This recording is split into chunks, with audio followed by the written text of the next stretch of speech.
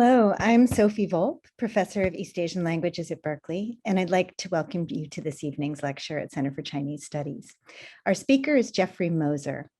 Jeff is Assistant Professor of the History of Art and Architecture at Brown University.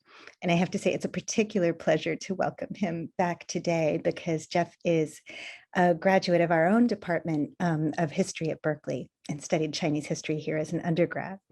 His research attends broadly to the conceptual and material processes whereby past things are made present, with particular attention to the ways in which these processes intersect in the artistic practices and scholarly techne of medieval China. His forthcoming book, Nominal Things, Bronzes in the Making of Medieval China, examines the decipherment of ancient bronzes in 11th century China and the role those bronzes played in reordering medieval Chinese understandings of the relationship between words, images, and things. Other publications include articles on antiquarianism, ceramics, geography, and the geoaesthetics of rock-cut Buddhist sculpture. Professor Moser currently holds a year-long appointment as Paul Mellon's Senior Fellow at the Center for the Advanced Study of the Visual Arts at the National Gallery of Art in Washington, D.C., where he's completing a book on the recently discovered family cemetery of the Neo-Confucian philosopher and antiquarian Li Dalin. Welcome, Jeff. So thank you very much, Sophie, for that kind introduction. And I'm going to share my screen here. Okay. Before I begin, I'd really like to thank Sophie and Jun and Sky and Xiaojie and everyone at the Center for Chinese Studies who helped make it possible for me to be here to speak with you this evening. I'd also like to say that, as Sophie mentioned, it's really a pleasure to be back at Berkeley. I was an undergraduate there, and I think the last time I presented was a term paper in one of David Johnson's seminars. I'm very happy after all these years to be circling back home, so to speak. As it happens, it was actually listening to a talk at the Center for Chinese Studies that set me on my intellectual course. And so I wanted to just say a special thank you to everyone who sustained the center then and who are working so hard to sustain it today. Today, I'm going to be giving a slightly longer version of a talk that I gave earlier this year at the Association for Asian Studies Annual Conference. Now, in the first half of what I present today, I'm basically going to reiterate the core of that earlier argument. In the second half, I'm going to turn to the broader question of how the work that I examine in the first half, both the physical painting itself and the work that that painting does in the world, how that work could be understood as having a kind of coercive force or agency. Now, in this presentation, I'm using the term moral instrument, and which was suggested to me by my good friend and former colleague, Matthew Hunter, to kind of represent this agentic power. In this presentation, and so after I spoke last time, I received a number of questions and comments about my decision to use the term coercive, as opposed to a somewhat less obviously ideologically freighted term like transformation or some such. And while I'm sure that there are many different reasons for those questions that I received, one of the most important, I think, is that basically for good liberals in the 21st century, coercion is not a good thing. Thus, my decision to associate this term with paintings that these liberally minded intellectuals like and admire was a sign perhaps of contemporary politics run amok or some such. What I hope to demonstrate over the course of the next 40 minutes or so is that coercion is in fact the right word, one that actually captures the nature of the power relations that at least some painters of the late Northern Song generated through the paintings that they painted. What I'd like to know from all of you is whether or not you are persuaded by this argument, not coerced, mind you, just persuaded. More generally, I would like to say that this is still very much a major work in progress, or a long-standing work in progress, and I really welcome your comments, your suggestions, and especially your criticisms, either in the Q&A or by email. Please feel free to reach out to me after the talk is over. Okay, so after that overly long prologue, here is my paper. The Qingming Shanghe is, without question, China's most famous painting. Numerous copies, emulations, and evocations were painted in the Ming and Qing dynasties. Reproduction continues to this day on increasingly grandiose terms. The painting has been sculpted into the 13-meter trunk of an old-growth camphor tree from Jiangsu. Municipal authorities in Kaifeng have created a life-size theme park, the Qingming Festival, based on the painting. The China Pavilion at the 2010 World Expo in Shanghai featured an enormous 130-meter-long animated projection of the painting, audibly adorned with imagined street sounds of Song Dynasty China, and so on and so forth. Now, scholars too have made much of the Qingming Scroll. Some see it as a mostly realistic depiction of the northern Song capital of Bianjing. Some see it as a nostalgic, idealized representation. Others see it in more abstract terms, as a celebration of bustling commerce and urban life, uncoupled from any specific place. Many others see it not just as a painting of the capital, but of very specific places within the capital. An enormous amount of ink has been spilled trying to determine which of Bianjing's gates is depicted in the painting and which stretch of the Bian River winds through the center of the scroll. Numerous publications are premised on the assumption that the painting is a realistic depiction of Bianjing and proceed on the basis of this assumption to mine the painting for the knowledge that it offers about the social, economic, cultural, and visual life of the capital. Now, these differing interpretations are implicated in the various translations that have been proposed for the painting's title. Now, on more practical terms, almost everyone sees the Qingming Scroll as a useful pedagogical tool. Teachers and students alike thrill at its marvelous details and sense of specificity. Look, there we go, look, as you can see from the sign, this is the main wine shop. Look there, you can see them retrieving water from that well. Bit of a lag here. Look at these people on the bridge. Look at those men in the restaurant. Look there at the camel. Look, look, look, look. I do not have the statistics to back this up, but I think that it is safe to say that almost every undergraduate who has ever taken a survey course on the history of China has been exposed to this painting in some way. We use it as teachers because it strikes the perfect balance between the wonder and the intelligibility that we need to hold the attention of a room. The number of restaurants in the painting is fascinating as history, but it's also accessible to urbanites from Beijing to Berlin to Brooklyn. We like the painting because it reminds us of a world we know made past. Now, for all of this fame, both within the Academy and beyond, it is striking how little we actually know about the painting itself. Now, in an important recent essay, Chen Yunru foregrounded precisely this challenge. And she writes, regardless of the intention behind the Qingming Shanghe, a basic truth that cannot be ignored is that the painting exists in and of itself. We should first examine the painting in its entirety as a self-sufficient world, an artistic accomplishment of brush and ink, just as novels like Journey to the West, Water Margin, and even Dream of the Red Chamber, regardless of their historical veracity, each construct a complete world unto themselves. Now, what is most remarkable about the interpretive approach that Chen proposes is really that she found it necessary to propose it at all. Simply put, what she is asking of us is nothing more complicated than that we interpret the painting as a work of art. Now, Chen was, of course, not the first person to make this request. Julia Murray made a similar argument 25 years ago in the pages of a special issue of the Journal of the Songyan Studies that was devoted to this painting. Liu Heping echoed the argument in the course of his careful study of the painting's stylistic precedents, and there have been others. But the fact that Chen still found it necessary to reiterate this simple request in 2013 is a measure of the extent to which scholarly interest continues to focus on that which the painting represents, rather than that which it is. The world of the painting that Chen pursues is a world distinguished from the world beyond the work, a world internal to the painting, whose operations and meanings are not dependent on their relation to the real Song world beyond the painting.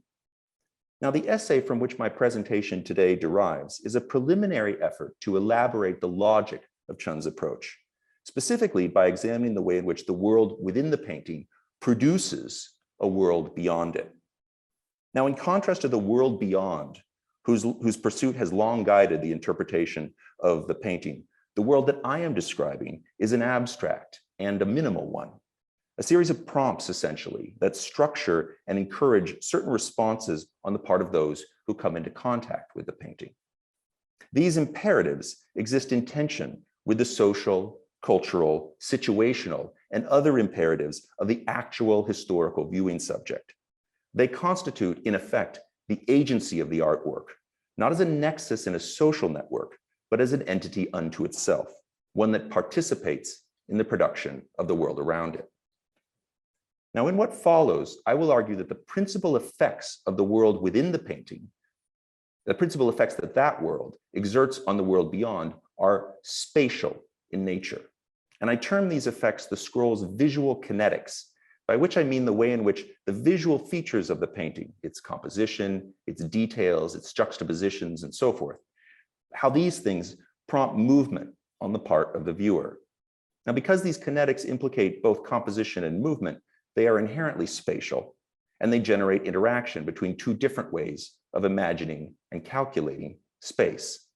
The way in which the disposition of elements within the painting, quite literally the distance and orientation of the spaces between them, prompts movement on the part of the viewer, and thereby produces a secondary, three-dimensional, embodied sense of space outside the painting itself. Now, this latter space is secondary to the internal spatial work of the painting, but fundamental to the phenomenological experience of the work. Now, the actual viewer, of course, has the power to resist these demands and to move in ways different from those the painting asks of them. But I will contend that the apparent autonomy of the actual viewing subject and the imperative subject position of the painting can and should be kept analytically distinct from one another. By thinking in terms of a tension between these two subjects, one formal and one actual, it becomes possible to understand the coercive force of the painting and thereby begin to unpack its ideological implications. What my full paper endeavors to show is that these implications have little to do with the question of whether the city depicted in the painting is or is not Bianjing. Instead, they turn on a deeper and more profound disjuncture between urban and eremitic space, one that recognizes the former as negatively inherent to the realization of the latter. The Qingming Scroll, I conclude, works to sustain the suasive moral force of landscape by guiding its viewer through an experience of the absence of that force. It is, in this sense, an anti-landscape. Now, the first half of this paper is dedicated to unpacking the ways in which the formal structures of the painting generate kinetic imperatives for its viewer. The second half focuses on the relationship between these formal imperatives and the wider theorization of painting in the late Northern Song, in a very sort of skeletal fashion. Now, what this relationship reveals, I argue, is the participation of the Qingming Scroll in a more general understanding of painting as morally and somatically agentic, in the sense of having the capacity to coerce change on the part of its viewer through their embodied reception of it. This theory, I contend, is evinced most clearly in the writings of Guoxi and given its most explicit expression in landscapes like early spring. But it also corresponds to the way in which the compilers of Huizong's shanghe catalog of paintings, or shanghe huapu, treated painting as analogous to the hexagrams in the Book of Changes, and thus as implements that simultaneously identified and embodied normative change in the world. While we may never know with perfect assurance when and by whom the Qingming Scroll was painted, what we can say, I think, is that it is consistent with the aesthetic vision of Huizong's court, not simply as a performance of auspicious emperorship, as has so often been observed, but as an approach to realizing change in the world through the making of things. So to unpack the processes whereby the painting induces movement on the part of its viewer, we must begin with a few commonsensical observations.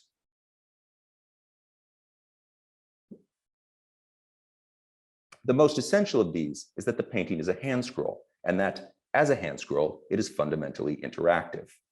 Now, art historians generally assume that most hand scroll viewing was governed by the convention that only a section of the scroll, typically equivalent to the width of a human's shoulders, would be unfurled at a time and then re-rolled prior to the next section of the hand scroll being unfurled. Now, this general paradigm presumes a single reader-like viewer tasked with the sole responsibility of manipulating the scroll. But as Wu Hong and others have observed, it is certainly plausible that some hand scrolls were more thoroughly or even fully unfurled at one time. But regardless of whether one assumes a manipulated book-like viewing or a more expansive unfurling, the basic discrepancy between the substantial length and comparatively limited height of virtually all hand scrolls means that it was never possible to view the entirety of the painting at the same time. No matter where one stands or how one moves, it is impossible to take in all but the shortest of hand scrolls at once. Now, on the whole, the composition of the Qingming scroll shares far more in common with the linear recital of a landscape hand scroll than the episodic structure that we typically associate with narrative hand scrolls. The fact that the scroll is organized around a linear progression from rural to urban space is universally accepted and understood, as is its basic organization into a rural landscape. Come on, rural landscape. Into a rural landscape in the first third of the painting, a commercialized riverscape in the middle third, and a dense urban scene in the final third. Now, its overall formal structure is graduated rather than episodic, and in being graduated, it conveys upon its viewer a soft and variable, but nevertheless continuous forward momentum. Now, none of the core vignettes in the painting, those clusters of intense action and interest that are emphasized compositionally and that attract the attention of other figures in the painting, are clearly bounded. To the contrary, they bleed into the surrounding cityscape, pulling the viewer's attention away from the compositional geometries that otherwise define it. Now, this bleeding stands in marked contrast to the theatrical staging of scenes that Wang Zhenghua has identified in a wonderful recent essay as the key distinguishing feature of one of the more famous later iterations of the painting, and this being the 1737 version that was produced at the Qing court. And here's a citation for anyone who wants to grab a quick screenshot. Now, the original Qingming painting is comprised of hundreds of encounters between humans, animals, and the built environment that operate on a spectrum of different scales simultaneously and that overlap with one another in equally diverse ways. In some cases, individual figures are self-absorbed or interacting with one or two companions. Other encounters involve a handful of figures, while still others involve crowded, bustling interactions among several dozen. Within these larger vignettes can be found figures who are not engaged with the principal source of drama, but rather lost in private reverie or otherwise absorbed. Lines of interaction even cross one another.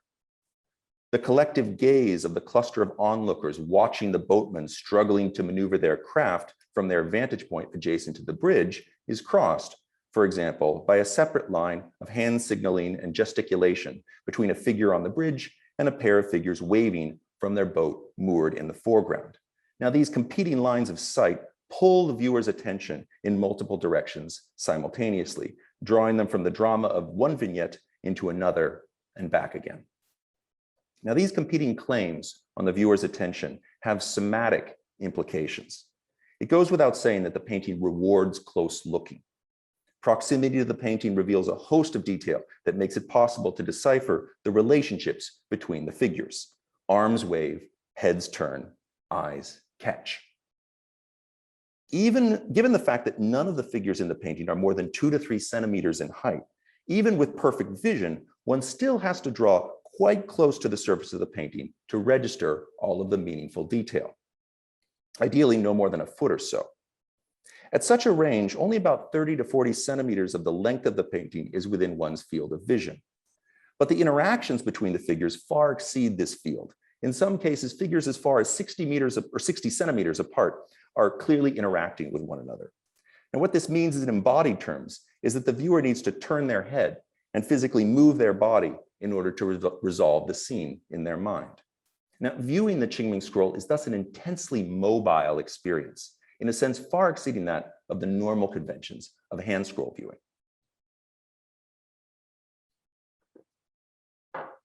Consider, for example, the painting's first dramatic episode.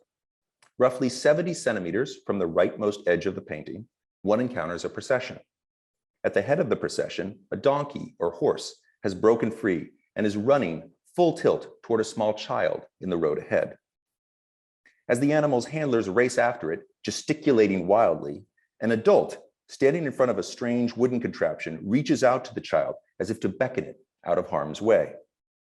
Immediately above the child, we see a figure in a rustic farmhouse whose gaze, along with the eyes of his two oxen, is fixed. There we go, is fixed on the runaway animal. The heads of all three figures are turned toward the commotion to make this point obvious. Now, just past the child, to the left is an older, stooped figure with a staff who gestures toward something further left, outside our field of view, and seems utterly oblivious to the events transpiring behind. Now, the gesture of this figure pulls our eye further left until it arrives at a figure in a robe seated on a group of sacks that the accompanying team of laborers appears to have deposited beside a small restaurant. Now, the hunched figure with the walking stick and the seated figure in the robe seem to be gesturing toward one another. But there is enough uncertainty that we pause, our eyes ricocheting between them as we try to determine, as we try to figure out whether they are engaging with one another or gesturing toward the other, less animated figures around them. But as we endeavor to decipher this new problem, suddenly we are pulled back into the drama of the endangered child. Now, just across the road, we see three figures seated in a rude restaurant with a donkey beside them. And the intention of all three of these figures is, as well as that of the donkey, is clearly cast back toward the toddler. Now, following their gaze, we reverse ourselves and return to the child, only to discover that there is yet another group of three heavily robed donkey riders moving, also oblivious, proceeding down and to the right. They pull us back to the right, while the desire to determine how far the drama of the child extends pulls us further to the left, and so on and so forth. Now, one could proceed like this through the entire painting. I actually really recommend it if you have a few spare hours, unpacking the myriad ways in which intersecting micro-narratives and semiotic uncertainty work consistently to divide the viewer's attention and pull them along multiple vectors simultaneously. In sum, what we are presented is not simply a painting of a bustling cityscape, but a composition structured to ensure that its viewer experiences the same divided attention that defines the urban commercial experience. It would not be an exaggeration to say that the painting, visually speaking, engages in a tactics of diversion. The viewer simultaneously contends with the desire to proceed and to turn back, to pause and to hurry forward, to focus in and to withdraw. Because of the discrepancy between the fine detail and the large scale of the composition, these competing desires are experienced somatically as imperatives to move. The head turns, shoulders hunch, feet shift. The diverging vectors of these imperatives compete with the overall forward momentum of the composition, pulling back against the gravitational tide of river, wall, and city. One does not roam leisurely through the Qingming scroll. One scurries, always with the sense that one is missing something. The scroll asks us to proceed, but then faults us for continuing. The result is an embodied experience that is remarkably similar to the actual experience of a dense, urban, commercial space, filled with comings and goings, overindulgence for the senses, and distraction. Now, the calibration of the kinetics of the painting to the kinetics of the city goes well beyond the simple observation that representational painting necessarily recalls the experience of its subject. Now, later iterations of the Qingming composition, as Wang Zhenghua has shown, present a far more distanced, panoptic overview. In those paintings, one is invited to scan the city from afar in a much steadier and more measured way than the grubby, up-close immersion of the Song scroll. The interactions between the humans in the later paintings are less tightly interwoven with one another, and the figures themselves more explicitly staged. Fewer questions are created by the vectors of the figures' interactions with one another. There are still plenty of details to work out, of course, but the relationships between these details are resolved over shorter distances, reducing the urgency of the desire to move in multiple directions simultaneously. So what the immersive quality of the Qingming scroll most ingeniously conceals is the suasive force of its kinetics. The painting is visually distracting in a double sense. Its individual vignettes distract attention from one another, and in so doing, they collectively distract the viewer from the realization that they are, in fact, being coerced. The palpable sense that one has of being encouraged to explore the painting however one likes, that very quality that defines its appeal to students in the classroom, is itself a product of this quiet coercion. To look at the painting another way, to read it, for example, in a linear fashion, like a narrative painting or a text, is to experience a sense of frustration, of being forced to proceed past something beckoning your attention, like a partner or a child pulling you down the street when you're still transfixed on a store window. By naturalizing its visual distinctions, the painting conceals its artistry. Instead of encouraging the recognition that we are looking at a painting, it invites us to experience the city as if we were really there. This places the viewer in a kind of double bind. Distracted by the elements within the painting, we are distracted from our own distraction. It is this double binding of representation and affect, of sign and transformation, that constitutes the core operation of the Qingming scroll's visual kinetics, and that connects it most clearly, I think, to the morally coercive regime of painting pursued by Huizong's court. And so the fact that so many modern scholars have read the painting as a transparent historical document is precisely its point. It is not just the historian's bias that endeavors to find reality in the scroll. The painting itself asks to be experienced this way. The question is whether or not we, as viewers, accede to its demands. So how might we go about contextualizing this painting and understanding its relationship to other paintings and to the wider visual regimes of its day? Well, the first thing that must be said is that it is a painting that does not fit very easily into any of the major established genres of Northern Song painting. The painting is not listed in the famous shanghe catalog of paintings, which was compiled around the time it was purportedly completed. Now, that fact in and of itself is not at all strange, as the catalog lists virtually no contemporary paintings. But it is also difficult to imagine that the painting even fitting in within any of the categories in the catalog, even if it had been listed. It does not seem analogous to any of the titles listed under figural subjects, nor those listed under architectural subjects. As Liu Heping has shown, aspects of the painting recall earlier paintings by artists like Guo Zhongshu, but such works tend to be far more focused on discrete structures and vehicles rather than the human-centered urban scene that we witness in the scroll. The closest works that we find in terms of the way in which they push and pull the eye are actually, as it happens, the most famous of all works of Northern Song painting, and these are monumental landscapes. So although the specific movements that Northern Song monumental landscapes provoke in their viewers are categorically different from those of the Qingming scroll, they share its same sense of kinetic visuality. It is very easy, once one becomes accustomed to looking at these great monuments projected on the wall or diced up on the screen, to forget how much movement they require of their viewers. Now, this becomes readily apparent whenever you actually watch someone examine a monumental landscape in person. The enormity of the landscape and the physical size of the paintings themselves, when combined with the fine detail of the human figures, animals, and architecture within, means that the serious viewer must constantly move their body in order to resolve the content of the painting in their heads. Now, the contemporary Chinese term for the human figures in these paintings, so-called dianjing renwu, or literally scene-dotting figures, highlights the importance of these figures to the production of the painting's overall effect, not only because of their small size, but more importantly, because of their animated detail.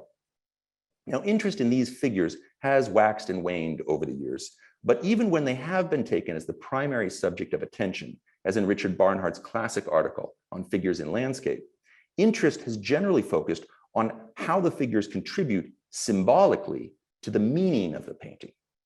In this paper, I'm less concerned with who they represent and what that representation means, and more concerned with what they do visually.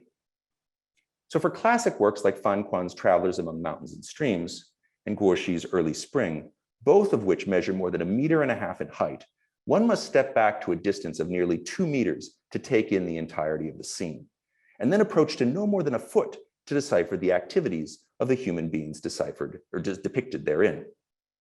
Regardless of the painter to whom or tradition to which they are attributed, most large-scale Northern Song landscapes require substantial movement on the part of their viewer. Now, one could of course counter that any serious engagement with a painting has the potential to involve such movement. Artists and art historians can be seen in museums around the world, drawing close to the painted surface and stepping back to take in the larger whole. Connoisseurs everywhere attend to brushwork, and the scene strokes means getting close. What I am describing is a somewhat different phenomenon, one more contingent on what the painting itself demands of its viewer, rather than the way that certain social groups, like art historians, for example, articulate expertise through close analysis of an artist's technique. When we think about the movement involved in formally constituted reception, that is, the movement that the painting itself provokes, rather than the reception that proceeds from an external understanding of the period eye, it seems safe to say that no paintings after the Northern Song heyday of monumental landscape ever again mobilized their viewing subject to the same degree. The field of view narrowed and became more intimate, and there was greater attention to brushwork and surface. The texturing of the landscape became broader and more gestural, leaving less reason to draw close. When later painters produced vast, expansive landscapes, they did so from a greater distance, without depicting the figures in these landscapes with the same attention to detail. To the extent that the formally constituted kinetic subject of Northern Song landscape lived on in later painting, it did so in a diminished fashion as a trace of an earlier subject position that survived skeletally in the compositional templates of Northern Song master styles. The fact that it remained but a trace of its former self strongly suggests that later painters did not conceive of their viewing subject in the same kinetic terms as their Northern Song forebears. Now the apotheosis of the visually kinetic landscape is unquestionably Guoxi's early spring. And virtually every scholar who has ever commented seriously on this painting has observed that the landscape within seems animate, that the mountain is not simply there amid swirling mist, but more actively rising up in cumulus volumes of surging rock. So as I was saying, virtually every scholar who's ever commented seriously on this landscape has talked about it seeming animate, that the volume is not simply there amid swirling mist, but more actively rising up in these great volumes of surging rock. This sense of animate vigor undergirds the common observation that the mountain seems anthropomorphic and perhaps even a symbolic expression of the emperor's body itself. But what has been less remarked is the extent to which the animation within the painting animates the world beyond it. Early spring literally moves us. In drawing our attention, the detailed figures at the mountain's foot ensure that the viewer is physically placed in a position to experience the mountain looming over them. In an exceptionally rich and invigorating discussion of early spring, Ping Feng has argued that the work activated, as she put it, ontological notions of efficacy. Basically, the idea here is that the painting had a kind of transformative agency, both in terms of how it was understood in the 11th century, and more importantly, in terms of the actual ontological effect that it exerted on 11th century viewers. She also recognized the role that the human figures within the painting play in drawing the viewer's eyes in and guiding them through this process of transformation. She observes, for example, that something can be made of the attitude of this fisherman, who seems to look up in awe at the great mountain in front of him, much as the viewer is expected to do. So the key point here, and I'm pretty sure that this is what Ping is getting at, is the figure of the fisherman with the craned neck is not just a stand-in for the viewer, but a haptic nudge. The experience of looking at the fisherman literally places one's body in an attitude akin to that of the fisherman himself. We don't simply imagine ourselves in the position of the fisherman, we inhabit that position, literally. The painting produces the awe that it describes by inscribing the attitudes of the figures within it onto the bodies of those who behold it.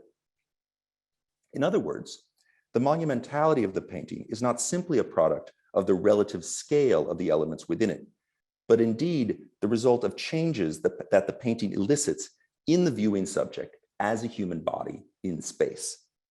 In choreographing the movements of its viewer, the painting calibrates those movements to the forms of its subject.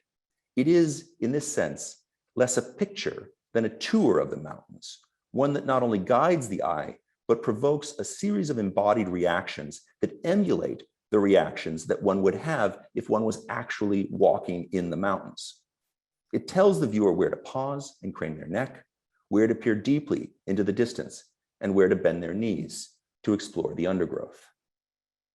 The sum total of these gradual movements are a far cry from the furtive, anxious darting to and fro that the Qingming Scroll demands. But early spring shares the Qingming Scroll's same commitment to physically mobilizing its viewing subject and decoding those movements to transformations that would occur were the subject to be physically present in the place it depicts. Just as the Qingming Scroll makes its viewer into a distracted, sensorially saturated urbanite, early spring takes its subject, turns its subject into a gentleman roaming amid mountains and waters. What we find in both works is a painting whose ultimate subject is neither a mountain nor a city, but in fact a human to be, a prospective state of being that the paintings both signify and endeavor to create. Now, this painted commitment to the transformative potential of kinetic visuality is reinforced theoretically in Guoxi's lofty message of forest and spring. Now, in this text, Guoxi actually accords very little agency to his viewer. Instead, he consistently presents landscape, whether painted or in real life, as necessarily and unavoidably placing its viewer in a particular state of mind. And translation here is from Susan Bush and Shi Shuiyan's early Chinese text on painting. He writes, "In spring mountains, mists and clouds stretch out unbroken, and people are full of joy. In summer mountains, fine trees offer profuse shade, and people are full of satisfaction. In autumn mountains, bright and clear leaves flutter and fall, and people are full of melancholy. In winter mountains, dark fogs dim and choke the scene, and people are full of loneliness." To look at a particular painting puts you into the corresponding frame of mind, as though you were really on the point of going there. This is the wonderful power of a painting beyond its mere mood. The vision here is of a landscape, that landscape being one, if done well, necessarily induces change in its viewer, and that these changes are calibrated by the particular qualities of the landscape itself. Now, although Guoxi does not discuss the experience of urban space or the painting of cities, the vision of good painting that he espouses accommodates the Qingming Scroll. Like early spring, the painting operates kinetically to reproduce a certain state of being in its viewer. Now, this state of being is decidedly different from the state of being that Guoxi expected a good landscape to produce. But like a good landscape, it too was transformative. Moreover, by generating precisely the state of sensorial saturation and divided attention that the gentleman left behind when he moved from the city to the mountain, the Qingming Scroll extends and reinforces Guoxi's effective paradigm. It works in tandem with the mountains and waters to highlight the sensations that those mountains and waters exclude. Now, modern liberal intellectuals may be troubled by the notion that such celebrated monuments of painting operated as part of a consistent regime of moral coercion. But Guoxi himself seems far more focused on the challenge of using painting to transform human beings than on the possibility of allowing people to experience paintings however they chose. In this sense, the aesthetic espoused in lofty message and practiced in early spring seems remarkably consistent with the courtly context in which the Qingming Scroll was purportedly produced. Now, Ping Feng's painstaking detective work has documented the degree to which Guoxi's style of painting won favor at the court of Emperor Shenzong and how this favor persisted into Huizong's reign. In so doing, she has laid bare the prominent role that Guoxi and his work played in shaping the visual culture of the new policies regimes of the late Northern Song. Now, while Guo is of course only one small part of this larger picture, the evidence that Feng uncovered encourages us to look for potential connections between the artistic technologies manifested in works like Early Spring, the theory of painting that Guo and his son espoused in their lofty message, and the conceptualization of painting represented in texts like the Shanghe catalog. Now, while unpacking the many relationships between these complicated sources is beyond the scope of this brief paper, the existing scholarship on the artistic practices of Huizong's court, most notably his meticulous approach to the treatment of bird and flower subjects and the slender gold script, suggests an aesthetic similar in aim, if not operation, to the moral force of the Qingming Scroll's visual kinetics. How else, if not to coerce change, are we to understand a mode of painting birds with such verisimilitude that they might, quote, wrest control of creation and move the spirit, and a script so rigorous in structure that any attempt to copy it effectively reproduced the emperor's hand?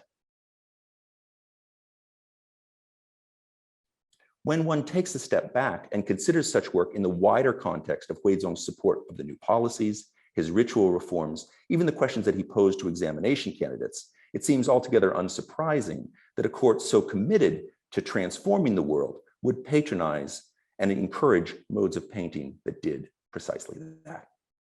So in closing, let me give just one final piece of circumstantial evidence to support this more instrumental reading of the painting.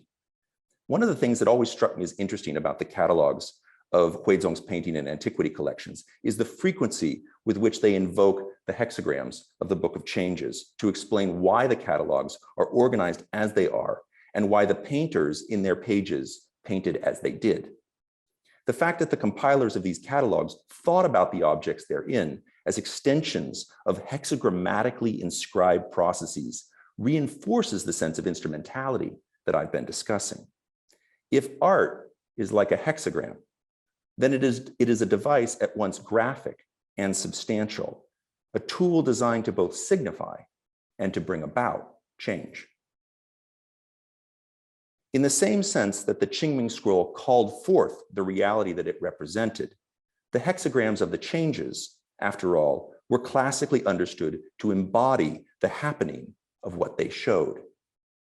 One might even go so far as to argue that the visual kinetics of the Qingming Scroll are, in this particular sense, hexagrammatic. And if that is right, then perhaps it would also be right to say that, at least from the perspective of the regime that produced it, the Qingming Scroll was not simply a painting of a particular place, idealized or otherwise, but a moral instrument designed to help make the world be as it should. Thank you.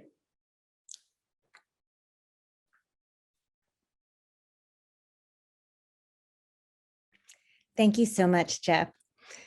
Our discussant today is Hu Jun, Assistant Professor of Chinese Art and Architecture, and Mr. and Mrs. Bairuju, Presidential Professor in the Arts and Humanities. Welcome, Hu Jun. Thank you, Sophie, and thank you, Jeff, for this wonderful scurry through the Qingming Scroll, but also across a host of profound implications that an exercise like this holds for us, but also for the painting's contemporaneous viewers.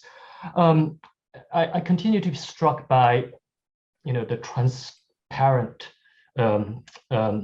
realism of the painting, as you explained, that it almost invites itself to be treated as a historical document.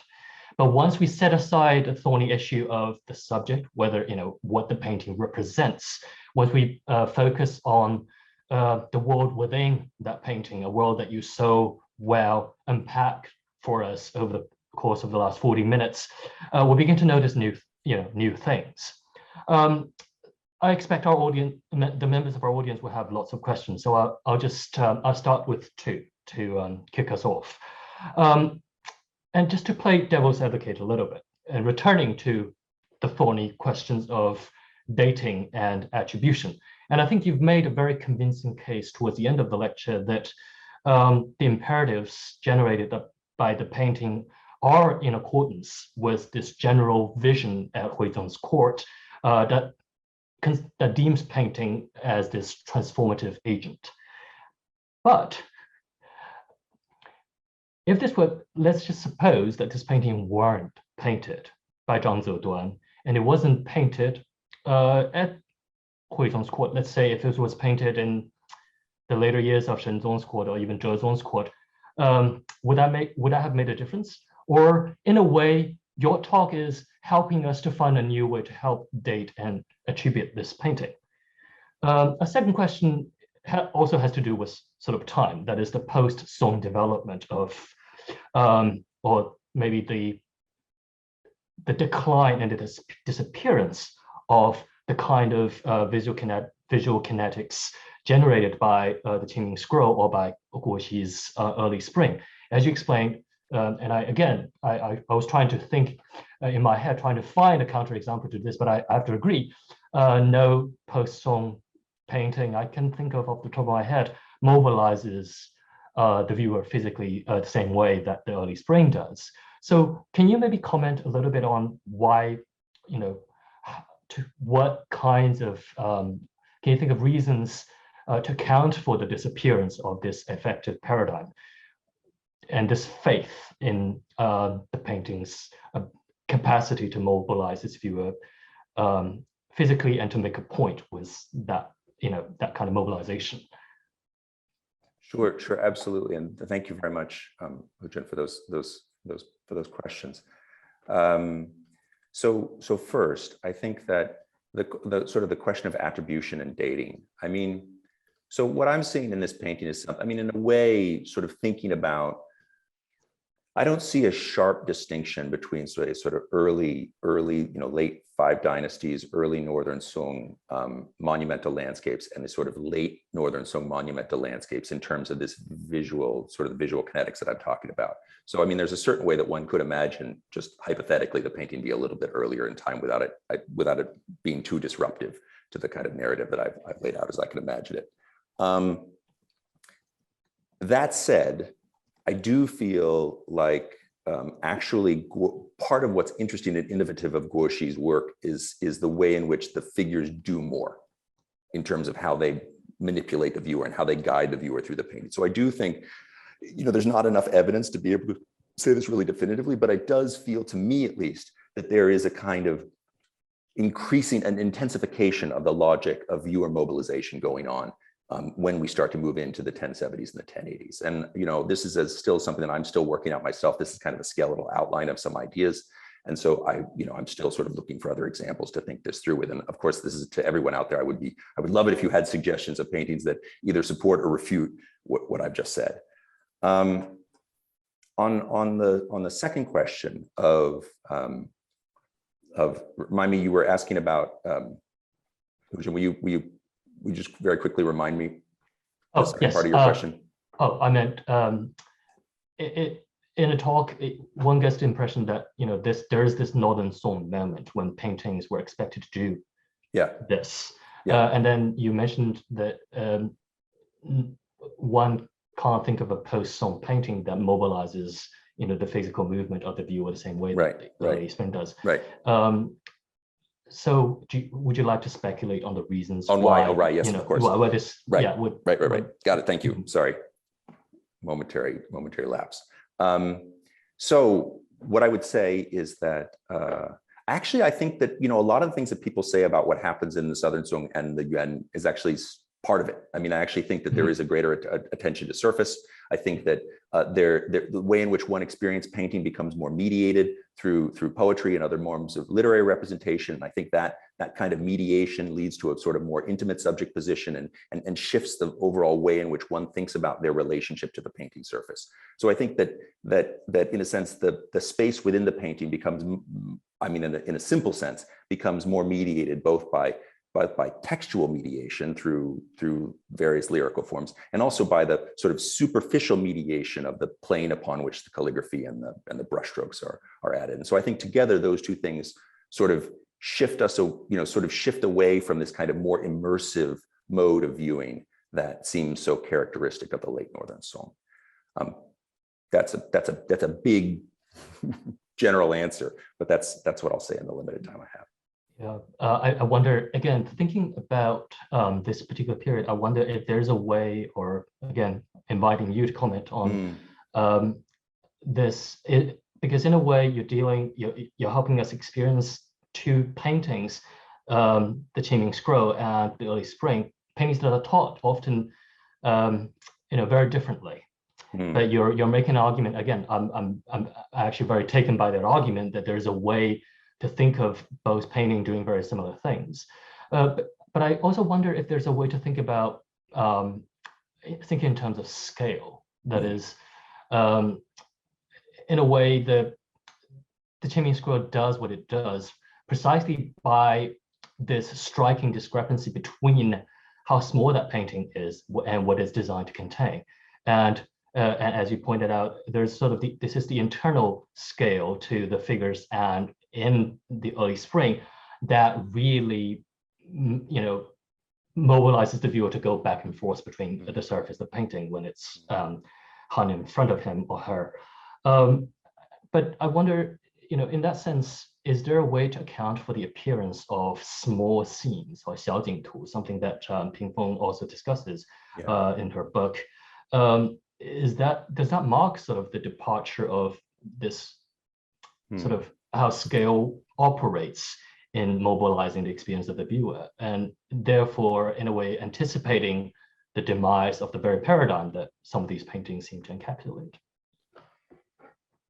I think that's very persuasive. Actually, that makes a lot of sense. What you've just proposed as a sort of reading for this. I mean, I don't see the shaojing as a kind of as engaging in this kind of visual kinetics. In fact, if anything, it seems like a fracturing of it into individual scenes. And if we understand those sorts of small scenes as being kind of preparatory for what happens later in painting, at least in some sense, at least compositionally, then yes, absolutely, I agree with you that is a way of thinking about a mechanism by which this shifts. I mean, I think one of the things that's most interesting to me about the Qingming Scroll is how hard it is to break up, how hard it is to figure out where the scene begins and where the scene ends. And so in a sense, those small scenes are really like the sort of kind of an inversion of that compositional mode. They're ones that sort of take all that confusion of overlapping scenes that interpenetrate one another and sort of pulls them apart, makes them coherent, makes them identifiable, makes it possible to name them, describe them, and title them. I mean, one sort of larger thing that one could say that's going on here is we're also witnessing a period of time in which there's a consistent taking of artworks of all forms, cultural material of all forms, and breaking them down into categories, assigning names to them, creating taxonomies out of them, out of discrete forms. I mean, we see that with the sort of birth of the iconography of bronzes in the cataloging of bronzes that happens by people like Lu Dalin and ultimately Huizong's court collectors. We see that in the cataloging of rocks in Duan's Yunlin Shipu. We see that in the cataloging of plum blossoms. You can go on and on and on and see this kind of breaking down of things. So I sort of feel like what we're seeing here with this complex interpenetration of multiple scenes that don't really lend themselves to a kind of clear taxonomy in the Qingming Scroll as kind of this sort of really interesting late Northern Song moment, this kind of burst of a particular mode of as I'm saying, kinetic visuality that really doesn't last and is unpacked by all of these other cultural forces. And I think that specificity is, for me at least, why I find it an interesting thing to help sort of tie together this painting with other works that we wouldn't you wouldn't normally look at this painting and think, oh yes, obviously this connects to landscape, but that's how I see it connecting. I'm taken by the idea that this is a painting that's sort of anti-taxonomy in a sense, as you said, that even structurally or informally, it's a painting that that refuses to be bracketed, literally. When you mentioned in your lecture that one thinks of Handscroll narratives as these sort of cells of narrative spaces strung together, and I'm thinking about the Xiaojingtu, for instance, in the sense that we're thinking of serialized, discrete scenes, and almost as if Zhang Zeduan or whoever painted the Qingming Scroll wanted to challenge the viewer to not conceive of the scroll as a series of such pockets. As you sort of demonstrated as well, there are figures that there are these lines of interaction that span a larger space that you would normally see in these sort of other kinds of narratives. Right. So in a way, would you I guess within the broader context of the Northern Song organization or taxonomy of knowledge, does that make the Qingming Scroll sort of a one of a kind then? That's a good question. I mean, I don't think it's so. I don't think the visual kinetics are one of a kind. I actually think we see that in the landscape paintings that I pointed to and in other examples. And I don't think the sort of morally coercive aspect of it is by any means one of a kind. I think we can look at a whole range of different cultural productions that are happening over the course of the larger new policies sort of moment in the Northern Song and see echoes of that. Whether you're talking about, you know, I don't know, the way Wang Anshe talks about lexicography, or the way in which people talk about the, you know, the power of poetry. You know, I mean, there's a whole different ways one could see it. What I see being distinctive about the painting is this particular way of realizing in the viewing subject the experience of urban space, sort of that specific move, and the way in which that rendering of experience, or that generation of a kind of embodied urbane experience, stands so discreetly in contrast to what a landscape would do in terms of the kind of experience that it generates. That kind of sharp contrast, I think, is really interesting.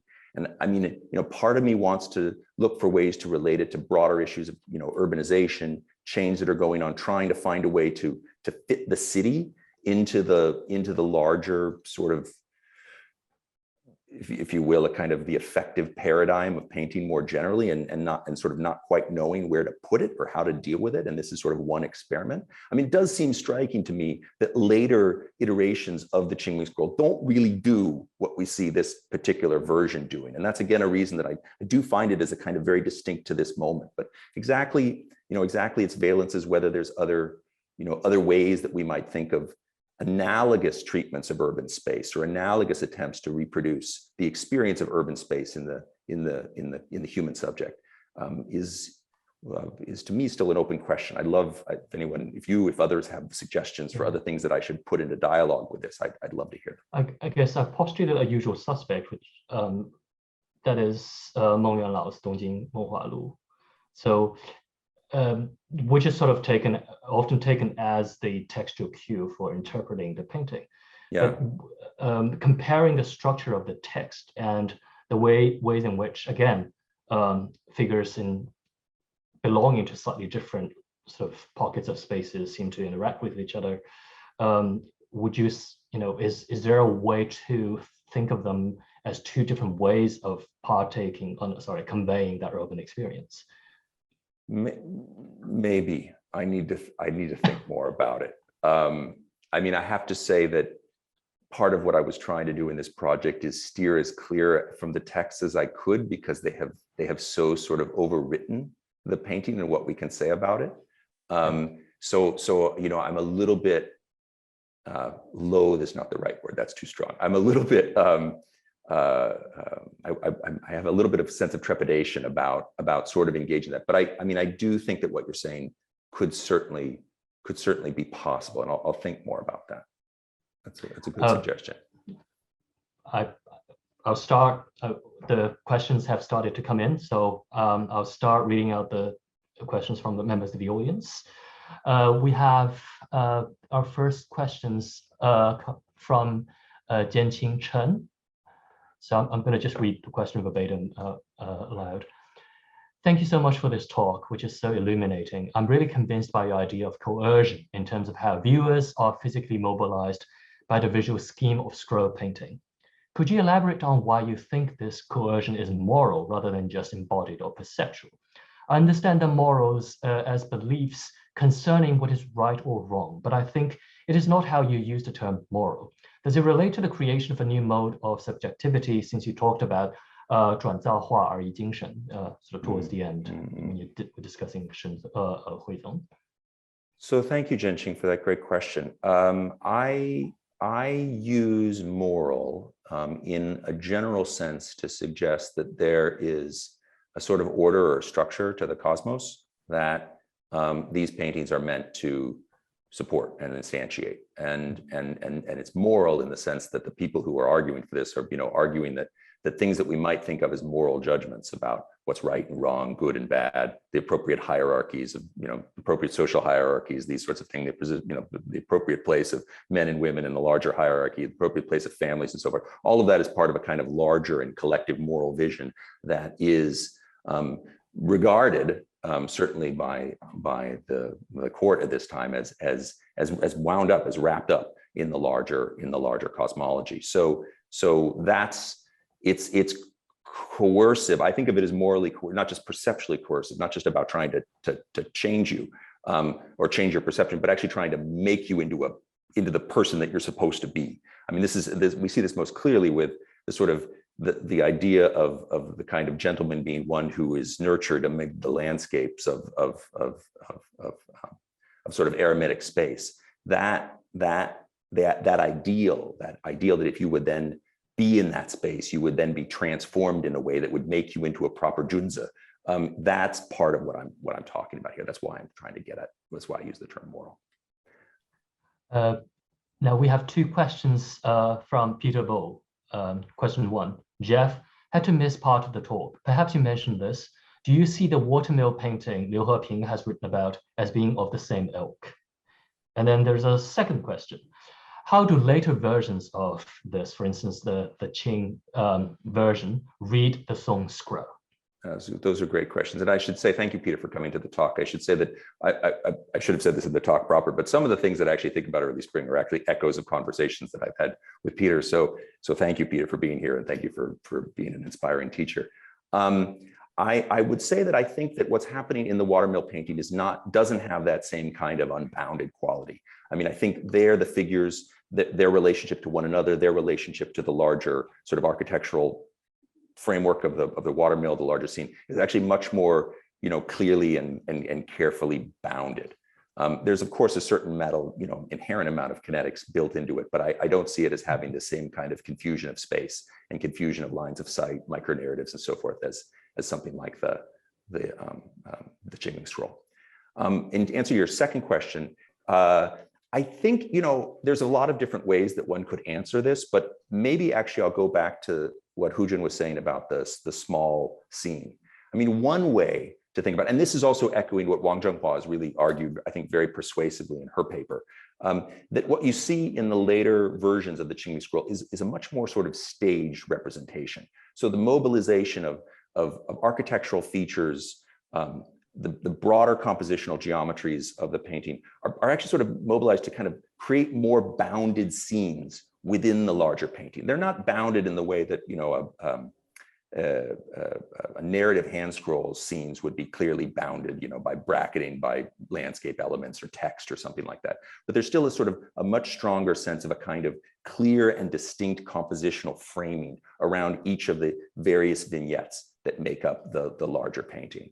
So I mean, I guess one way to think about it would be, and this is sort of a hypothesis, would be to imagine if you had sort of run the first Qingming scroll through the filter of the small scene, and what you have on the other end, you would have these later iterations of the composition. Something like that is what I see going on. I mean, of course, to build that out more thoroughly, one would have to do a really close analysis of a whole range of paintings, and the person who's really working on that is Zhang Zeduan. I have a question from Sophie Volpp, very own Sophie Volpp. Quote: following up on Hu Jun's question on Dongjing Menhualu, I wonder whether one point of comparison could be what you said, Jeff, about the way the Qingming scroll beckons us into an immersion of urban experience, but does not stop there. I wonder whether you think that implied conceptions of reference might have different valences in the scroll and in the Dongjing Menhualu. Perhaps the scroll and the text diverge in their conceptions of historical reference. So you mean, in a sense, the scroll and the text having different senses of history?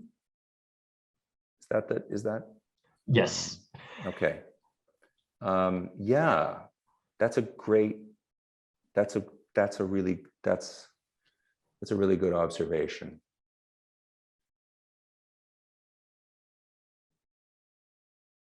I really like that idea. I don't have a clear and coherent immediate response to it, but I think it's a really good train of thought to follow, and I will. Thank you very much, Sophie.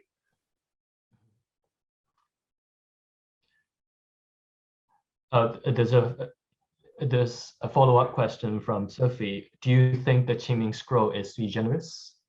Is what? The sui generis. Oh,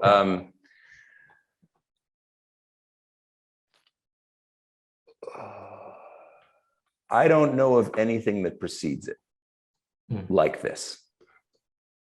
I'll say that. I don't see it as something that has a clear textual precedent, meaning that I can't think of an earlier text that does what it does, that we might understand it to be a visual translation of. And I certainly can't think of an earlier painting that does exactly what it does.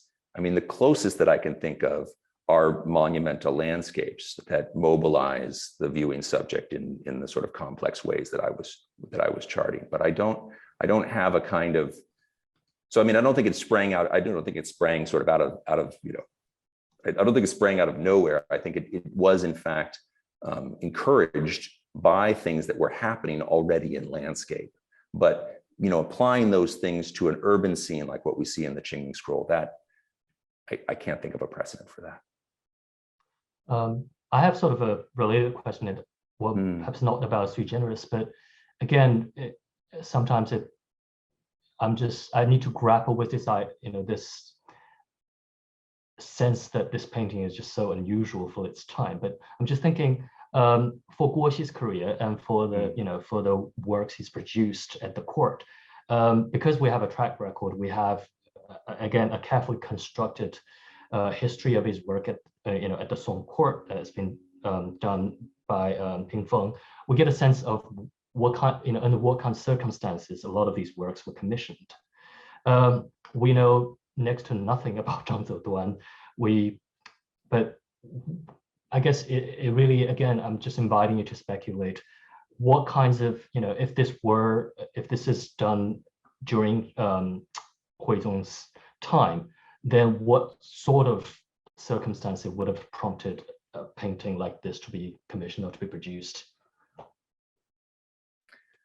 Yeah, so thank you for asking that. What I'll say is this: I don't think of this work as having, and this is something I'm really glad you asked, because this is something I really want to make clear, and I think it might not have come out clearly in what I presented. I don't think of this work as responding to some sort of immediate, identifiable, political, institutional, ideological imperative. What I see it doing is being a fragment of a much larger process or way of painting that happens to survive, but that is symptomatic of a kind of larger way of thinking about what the painted representation of places should do, if that makes sense. So its capacity to generate this sort of embodied sense of the experience of the city is the result of its sort of participation in this sort of more general way of thinking about how we mobilize human bodies in space, as a way of generating within them an effect that's analogous to the thing that we're painting, rather than like, I want to make a specific critique about urban space, and so I'm going to paint this thing. I mean, I feel like it's more of that's why I think it's an interesting question, what Sophie was asking about it being, without precedent is really interesting, because I actually see it as kind of symptomatic of something larger that's going on, rather than a very particular one-off response to a particular circumstance. The only other traces of the larger things that are going on, though, are just other landscape paintings rather than something else that looks like this. Yeah, as we get closer to the sort of final texture of Song history, there's another question from Peter Volpp. Yeah. Quote, as an experiment, could you make an argument that the scroll is anti-new policies propaganda? That is a classic. Thank you, Peter. That's a classic Volpp question. Could I make an argument that it's anti-new policies? So I guess I would have a hard time doing that because I see it as I see it as a very activist work. I see it as a work that is actively trying to transform the world. I mean, you could make an argument that earlier landscape painting doesn't do that to the same degree, and yet it still has this sort of visual kinetic quality to it, and thus, because it existed prior to the advent of the new policies, that it still is part of a longer process or a longue durée of modes of painting. But I really see what's going on with gouache and what's going on with this painting as being a sort of a movement beyond just that sort of basic kinetic visuality that we see in earlier works, and to being something that's much more sort of calibrated and coded and mobilizing the human subject in much more specific ways.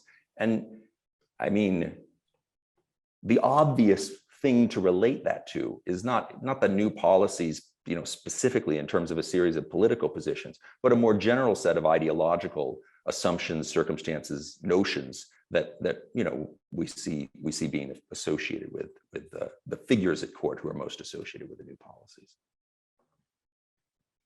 We have a question from Jian Qiao at Leiden University.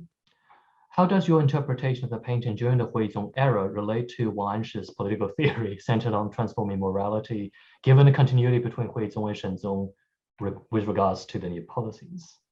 That's what I see it connecting to. Yeah. I mean, that's at a basic visual level, I see it as analogous. I don't want to argue that this is a painting that is somehow an attempt to sort of visualize the new policies, or in any kind of direct way an attempt to give visual form to a set of political economic proposals. What I do want to argue is that it participates coherently in a realm in which that ideology that undergirds the new policies was active. We have a question from Yomi Brewster. Beyond an idealized viewer of the Qingming Shanghe Tu, do you have a sense of who the viewers may have been at the time, but also later, and under what circumstances they viewed the scroll, and how we may discuss different kinds of viewers, and how would such distinctions modify the argument about the embodiment of the viewer or the urban subject? So thank you, that's a great question. And so what I would say is that actually in the way I'm arguing it here, I don't think it matters. Meaning that I assume that there are lots of different historical viewers at lots of different moments in time who all experience the painting differently based upon their own preconceptions and notions and how they engage with the world around them. I think that the very fact that we have later paintings that do different things with the basic compositional schema of the painting is in and of itself evidence that different people at different times read the work in different ways. What I find interesting is actually the contrast, is the tension between all of these very historically situated ways of reading the painting and what the painting itself does. And if we're trying to kind of articulate how we might understand the painting as having a kind of agency, something that one might give into or resist or in some way push back against, I think what we have to do is actually keep that distinct from all of those historically situated patterns of viewing. The larger question of how people looked at painting at various moments in time is immensely complex. There's a variety of different sources that we could look to, and it's very hard to summarize. And I think that actually, in terms of what I'm trying to do in this paper, I'm actually quite deliberately not trying to allow what we know about historical viewing practices to overwrite what the painting itself elicited or asked for, because I think we have to keep that part clear to understand the painting as an instrument, as a kind of moral tool. So, I mean, what I'm sort of trying to get at is that I'm sort of more concerned with what sort of went into the painting, like what it was designed to do, rather than whether or not it succeeded all the time. We have a question from Wang Zhenhua. Many thanks for a very interesting talk. I have one question. Many scholars think that the painting is more about water transportation than urban life. How do you think about the role of water transportation depicted therein? Zhenhua, thank you for coming, and thank you. That's a really great question. So I sort of see the water as part of the connective tissue that maintains the forward momentum of the painting, against which all of the micro narratives push back against. So in a sense, there is a very clear, both compositionally and through the use of the water, a kind of clear forward progression that the painting provides. And it's precisely because there's that forward progression, that sort of graduated forward progression that I'm talking about, that the sort of lines of narrative progression, the axonometric projections of the buildings, these various other compositional geometries, the way in which they push back against that is actually central to what the painting is trying to do. I mean, I think that counter, like in order to actually have the viewer experience the counterforce of the micro narratives within the painting, one actually has to have that sort of forward momentum to push back against. And I think that I personally, I see the river very much as providing that, as a sort of a compositional device to help provide and to instantiate that momentum. I mean, in part simply because of the sort of embodied experience of flowing water as something that moves, has a vector that moves in a certain direction, and that when one moves upstream, one is actually going against the current, and that's that sense of going against the current that I think part of what's going on in the painting is trying to convey. Thank you very much. Really appreciate this wonderful and lively conversation, Hu-Jun and Jeff. Thank you so much, everyone, and good night. Thank you. Thank you.